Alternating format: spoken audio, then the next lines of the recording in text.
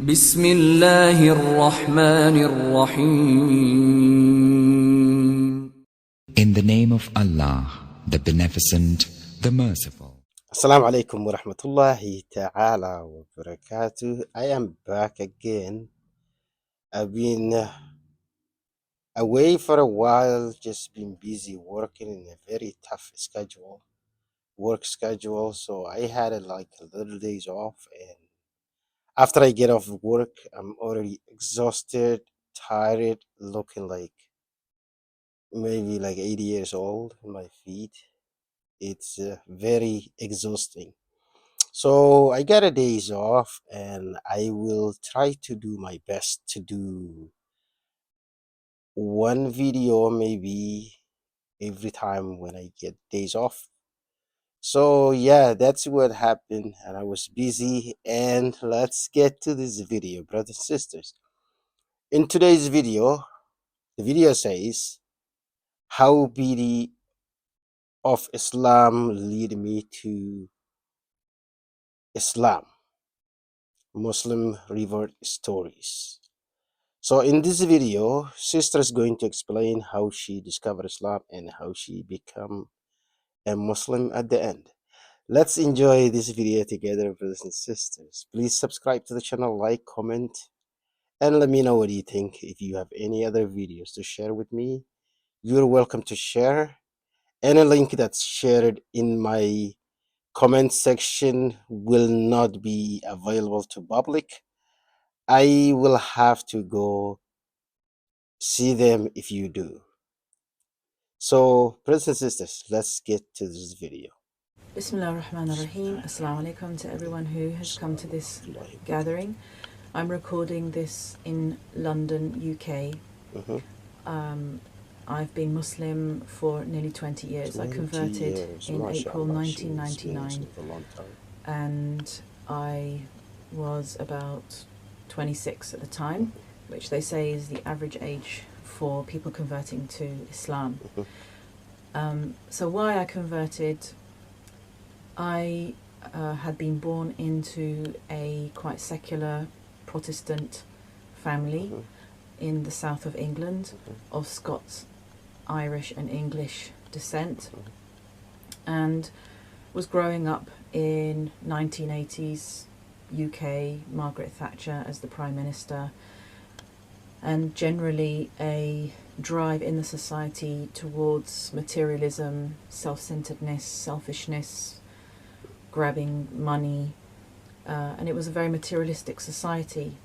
Because of growing up in a secular environment, that meant that Christianity for us was just a kind of culture. We had some values, and we, got together at Christmas, we got together at Easter, and that was about it. And we never really discussed belief.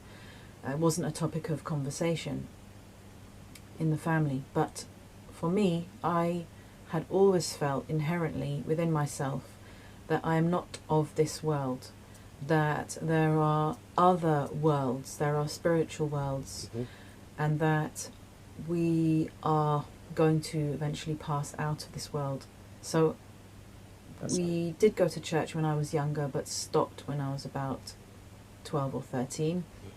And after that, I was looking into different religions, but I had not heard of Islam or knew anything about Islam till I was 19. I had been studying in Japan, and I visited Malaysia on my way back to the UK, and this was my first experience of a Muslim environment. And I had been in Japan for 3 months, which again, Japan has become very secular. It's lost a lot of its religious traditions. So again, I was in a very materialistic environment. Coming to Malaysia, I felt totally different. And this isn't just a journey of how you feel, it's many things that are happening on many different levels. What I feel overall in the West is that we have lost our roots of what it is to be a human being. We've lost a way of seeing. We've lost a way of being. The society has become very atomized. So true. There are very high levels of divorce and family breakup. Yeah.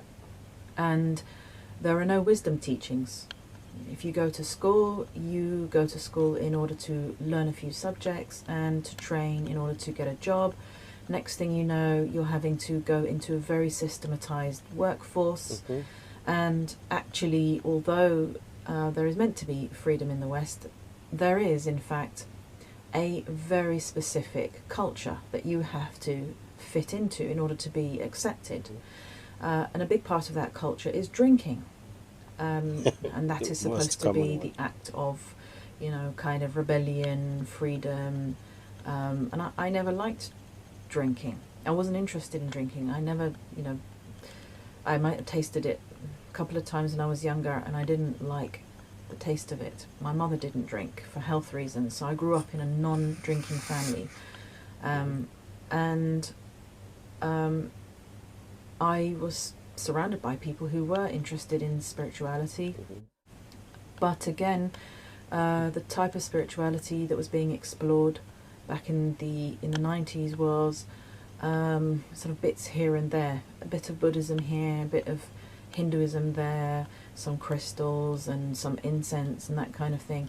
And it just wasn't substantial enough for me. It didn't penetrate our being and our way of life. I was very impressed with Islam. I did make some Muslim friends in my early 20s, particularly one young woman who was about a year and a half older than me. We became very close, and what I liked about Islam was that it wasn't fashionable. It wasn't hip. It was orthodox. It was plain and simple and clean. True. And it taught me things that I had not been taught in my society, because my society has lost those values. Particularly, you know, in the name of women being liberated, you're basically just chucked out there and you get on with it and you fight, you know, alongside everybody else for your survival. Whereas in Islam, women are actually protected. And I know that that might make people feel a little bit wary, because in the Victorian era, women were stifled and restricted in the name of being protected. But Islam is not like Victorian England. So true. Women are valued for being scholars. They are valued for their spiritual merits. They are valued for holding family networks together. They are valued for their charitable work. They're valued for modesty. As you may have heard, women are not assessed, or shouldn't be assessed, according to their looks. Again, in the name of being free in Western society, women are psychologically manipulated into exploiting themselves and cheapening themselves, and are holding themselves out there in order to be scrutinized. The most private part of your being, your body, the private parts of your body, are being put out there for anybody to assess and scrutinize and judge. And I'm hearing that it's even worse now for generations coming up after me. I felt it coming on in the 1980s, 1990s. And I hear it's just got worse in terms of the psychological and mental pressure that is put upon girls. Another thing in Western society is that the position of the father has been totally denigrated, not considered of any value, of any importance, and now 1 in 3 children are growing up in fatherless families, and it's considered to be no big deal, whereas it is a big deal. We have young people who are deeply psychologically damaged from parental breakup, from the loss of contact with the father. They don't even know what a father is. This is affecting how boys, what they think about masculinity, and it's creating a mess. It's creating an absolute mess, and we're wondering why our youth are, suffering from depression and confusion. Islam is a sanctuary. It's a sanctuary. It is a place of sanity. It is a place of sacred brotherhood, sacred sisterhood, mutual respect. It is about justice, justice in business, justice in family relations, justice towards children, justice towards parents, respect for the elderly. Again, elderly are not particularly respected in our societies anymore. Whereas if you go to a Muslim country, you'll still see a young person getting up for someone older, getting out of their seat to give it up for someone who's older than them. I still do the same. And spirituality. We live in a society where public expressions of spirituality are frowned upon. France is notorious for that. You're not allowed to express the spiritual component of your being. You have to suppress it in the name of a peaceful society.